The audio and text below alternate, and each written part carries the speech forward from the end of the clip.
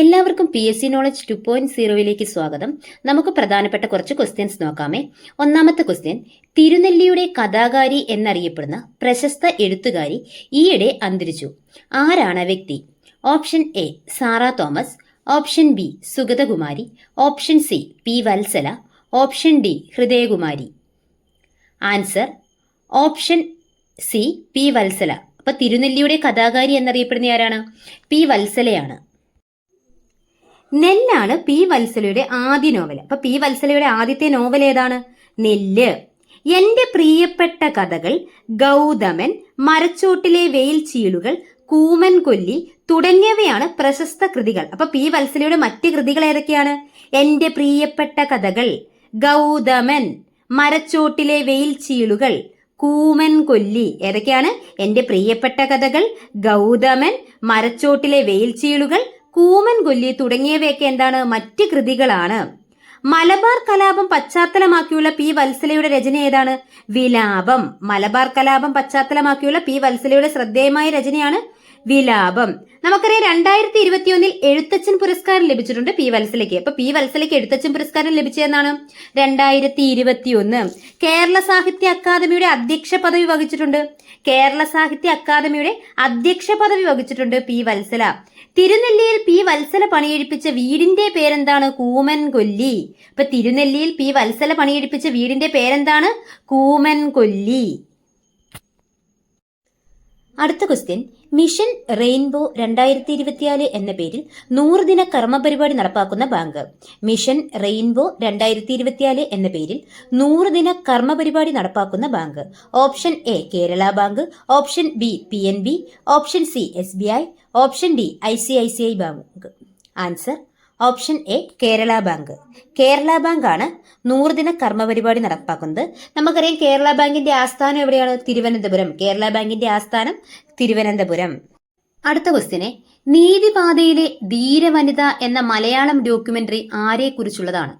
നീതിപാതയിലെ ധീരവനിത എന്ന മലയാളം ഡോക്യുമെന്ററി ആരെ കുറിച്ചുള്ളതാണ്? Option A justice M Fathima Beevi, option B justice Anna Chandy, option C justice Ayesha Beevi, option D justice KK Usha. ആരെ കുറിച്ചുള്ളതാണ്?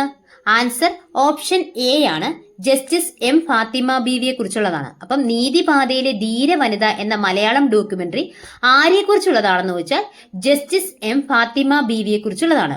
ഇനി നീതിപാതയിലെ ധീരവനിത എന്ന ഡോക്യുമെന്ററി സംവിധാനം ചെയ്തത് ആരെന്ന് വെച്ചാൽ പ്രിയ രവീന്ദ്രൻ. നീതിപാതയിലെ ധീരവനിത എന്ന ഡോക്യുമെന്ററി സംവിധാനം ചെയ്തത് ആരെന്ന് വെച്ചാൽ ആരാണ്? പ്രിയ രവീന്ദ്രനാണ്. ആരെ കുറിച്ചുള്ളതാണ്? Justice M Fathima Beevi.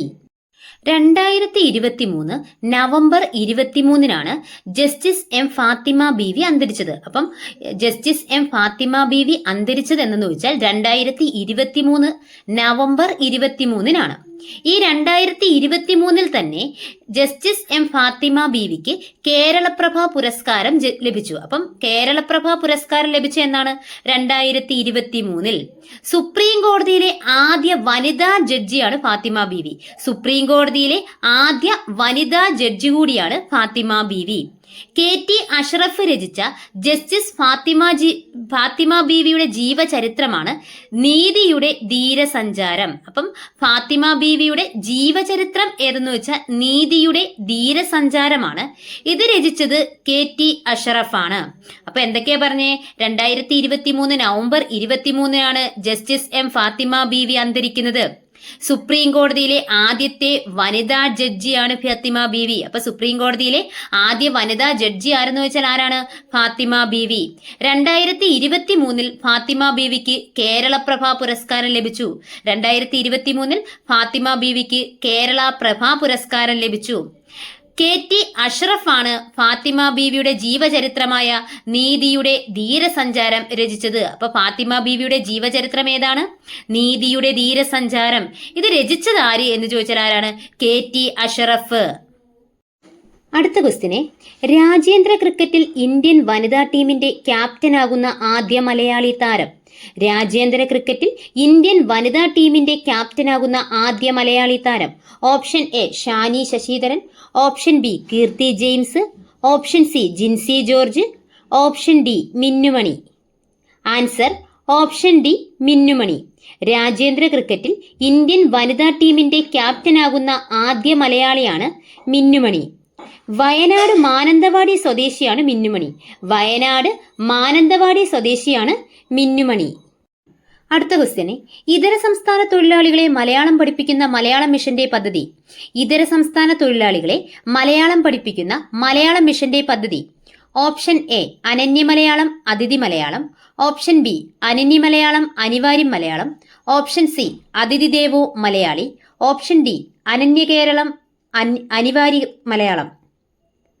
Answer option A അനന്യ മലയാളം അതിഥി മലയാളം. അപ്പം ഇതര സംസ്ഥാന തൊഴിലാളികളെ മലയാളം പഠിപ്പിക്കുന്ന മലയാളം മിഷന്റെ പദ്ധതിയാണ് അനന്യ മലയാളം അതിഥി മലയാളം. അടുത്ത ക്വസ്റ്റ്യൻ, സംസ്ഥാനത്തെ ജീവിതശൈലി രോഗങ്ങൾ നിയന്ത്രിക്കുന്നതിന്റെ ഭാഗമായി ആരോഗ്യവകുപ്പ് നടപ്പിലാക്കിയ ക്യാമ്പയിൻ. സംസ്ഥാനത്തെ ജീവിതശൈലി രോഗങ്ങൾ നിയന്ത്രിക്കുന്നതിന്റെ ഭാഗമായി ആരോഗ്യവകുപ്പ് നടപ്പിലാക്കിയ ക്യാമ്പയിൻ. ഓപ്ഷൻ എ സുസ്ഥിര നാളേക്കായി. ഓപ്ഷൻ ബി നവകേരള. ഓപ്ഷൻ സി നമ്മൾ നമുക്കായി. ഓപ്ഷൻ ഡി അല്പം ശ്രദ്ധ ആരോഗ്യമുറപ്പ്. ആൻസർ ഓപ്ഷൻ ഡി അല്പം ശ്രദ്ധ ആരോഗ്യമുറപ്പ്. അപ്പൊ സംസ്ഥാനത്തെ ജീവിതശൈലി രോഗങ്ങൾ നിയന്ത്രിക്കുന്നതിന്റെ ഭാഗമായി ആരോഗ്യവകുപ്പ് നടപ്പിലാക്കിയ ക്യാമ്പയിന്റെ പേരെന്താണ്? അല്പം ശ്രദ്ധ ആരോഗ്യമുറപ്പ്. അടുത്ത ക്വസ്റ്റ്യനെ, അഗ്നി വാറിയർ അഭ്യാസത്തിന്റെ 12ാം പതിപ്പ് ഏത് രാജ്യവും ഇന്ത്യൻ സൈന്യവും തമ്മിലുള്ള ഉഭയകക്ഷി അഭ്യാസമാണ്? അഗ്നി വാറിയർ അഭ്യാസത്തിന്റെ 12ാം പതിപ്പ് ഏത് രാജ്യവും ഇന്ത്യൻ സൈന്യവും തമ്മിലുള്ള ഉഭയകക്ഷി അഭ്യാസമാണ്? Option A Singapore. Option B Japan. Option C France. Option D US. Answer option A Singapore. അപ്പം അഗ്നി വാറിയർ അഭ്യാസത്തിന്റെ 12ാമത്തെ പതിപ്പാണ്. ഇന്ത്യയും സിംഗപ്പൂരും തമ്മിലുള്ള അഭ്യാസമാണ്. അഗ്നി വാറിയർ അഭ്യാസത്തിന്റെ 12ാം പതിപ്പാണ്. ഇന്ത്യയും സിംഗപ്പൂർ സൈന്യവും തമ്മിലുള്ള അഭ്യാസമാണ്. അടുത്ത ക്വസ്റ്റ്യനെ, പ്രാദേശിക കായിക പ്രതിഭകളെ പ്രോത്സാഹിപ്പിക്കുന്നതിനായി one district one sports programme ആരംഭിച്ച സംസ്ഥാനം. പ്രാദേശിക കായിക പ്രതിഭകളെ പ്രോത്സാഹിപ്പിക്കുന്നതിനായി one district one sports programme ആരംഭിച്ച സംസ്ഥാനം. Option A Rajasthan. Option B Uttar Pradesh. Option C Haryana. Option D Keralam. Answer option B Uttar Pradesh. അപ്പോൾ ഉത്തർപ്രദേശിലാണ് പ്രാദേശിക കായിക പ്രതിഭകളെ പ്രോത്സാഹിപ്പിക്കുന്നതിനായി one district one sports programme ആരംഭിച്ചത്. അടുത്ത ക്വസ്റ്റ്യനെ, സ്വതന്ത്രമായി തീരുമാനങ്ങൾ എടുക്കുന്നതിനും സാമ്പത്തിക സ്വാതന്ത്ര്യം നൽകുന്നതിനുമായി സ്ഥാപനങ്ങൾക്ക് അധികാരം നൽകുന്ന മഹാരത്ന പദവി ലഭിച്ചിട്ടുള്ള സ്ഥാപനങ്ങൾ ചുവടെ പറയുന്നവയിൽ ഏതെല്ലാം? സ്വതന്ത്രമായി തീരുമാനങ്ങൾ എടുക്കുന്നതിനും സാമ്പത്തിക സ്വാതന്ത്ര്യം നൽകുന്നതിനുമായി സ്ഥാപനങ്ങൾക്ക് അധികാരം നൽകുന്ന മഹാരത്ന പദവി ലഭിച്ചിട്ടുള്ള സ്ഥാപനങ്ങൾ ചുവടെ പറയുന്നവയിൽ ഏതെല്ലാം? 1 Indian oil corporation. 2 Bharat petroleum corporation. 3 steel authority of India limited. 4 Bharat heavy electricals limited. Option A 1, 2, 3. Option B 1, 3, 4. Option C 2, 3, 4. Option D 1, 2, 3, 4. Answer option D. ഈ തന്നിരിക്കുന്ന എല്ലാ സ്ഥാപനങ്ങൾക്കും മഹാരത്ന പദവി ലഭിച്ചിട്ടുണ്ട്. ഏതൊക്കെ സ്ഥാപനങ്ങൾക്ക്? Indian oil corporation, Bharat petroleum corporation, steel authority of India limited, Bharat heavy electricals limited. ഇതിനെല്ലാം എന്ത് ലഭിച്ചിട്ടുണ്ട്? മഹാരത്ന പദവി ലഭിച്ചിട്ടുണ്ട്. അടുത്ത ക്വസ്റ്റ്യനെ, ചുവടെ പറയുന്നവയിൽ കാലികവാദങ്ങൾക്ക് ഉദാഹരണം അല്ലാത്ത കാറ്റ്. ചുവടെ പറയുന്നവയിൽ കാലികവാദങ്ങൾക്ക് ഉദാഹരണം അല്ലാത്ത കാറ്റ്. ഓപ്ഷൻ എ മൺസൂൺ കാറ്റ്. ഓപ്ഷൻ ബി കടൽക്കാറ്റ്. ഓപ്ഷൻ സി പർവ്വതക്കാറ്റ്. ഓപ്ഷൻ ഡി ധ്രുവീയ കാറ്റ്. ആൻസർ ഓപ്ഷൻ ഡി ധ്രുവീയ കാറ്റ്. അപ്പൊ ചുവടെ പറയുന്നവയിൽ കാലികവാദങ്ങൾ അല്ലാത്തതാണ് ധ്രുവീയ കാറ്റ്. അപ്പൊ കാലികവാദങ്ങൾക്ക് ഉദാഹരണങ്ങൾ ഏതൊക്കെയാണ്? മൺസൂൺ കാറ്റ്, കടൽക്കാറ്റ്, പർവ്വതക്കാറ്റ്. അപ്പൊ മൺസൂൺ കാറ്റും കടൽക്കാറ്റും പർവ്വതക്കാറ്റും കാലികവാദങ്ങളാണ്. അല്ലാത്തത് ധ്രുവീയ കാറ്റാണ്.